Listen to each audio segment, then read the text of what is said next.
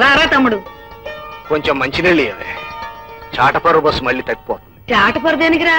ఆ ఊళ్ళో మన సుశీలకు సంబంధం ఉందంటే చూద్దామని వెళ్తున్నాను. ఇది నిన్ను చూడాలని గొడవ చేస్తే తీసుకొచ్చాను. ఏమ్మా, మంచినీళ్ళు తెస్తా ఉండు. మావయ్య, ఇంతకీ మీ అమ్మాయి ఇక్కడికి వచ్చింది మా అమ్మను చూడటానికి మాత్రమేనా? లేదులే, మీ కోళ్లు సరిగా బాతుగుడ్లు పెడుతున్నాయో లేదో చూద్దామని. నీ వ్యాపారం ఎలా ఉంది గోపి? పర్వాలేదు మావయ్య.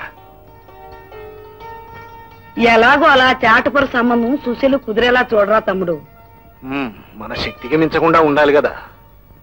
అన్నట్టు సుధా 2 రోజులు ఇక్కడే ఉంటుంది, తర్వాత గోపితో పంపించు. అలాగేరా, చాలా రోజులకు వచ్చింది. 4 రోజులు ఉంచుకుని పంపుతాను. ఉంటావా అమ్మా?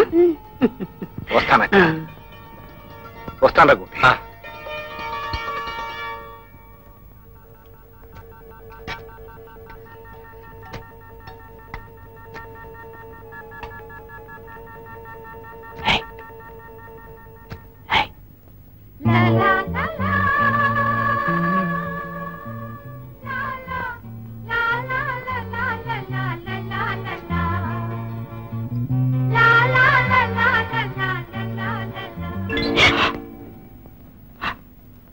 ఏమిట్రా?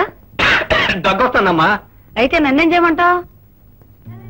నిన్నేం చేయమంటావు లేదమ్మా, కాస్త మంచిగా తాగుదామని. ఇప్పటికి 10 సార్లు వచ్చి 10 గ్లాసులు నీళ్లు తాగావు. ఇంకా ఎక్కువ తాగితే దగ్గుతో పాటు జలుబు కూడా చేస్తుంది. ఇక చాలే వెళ్ళు.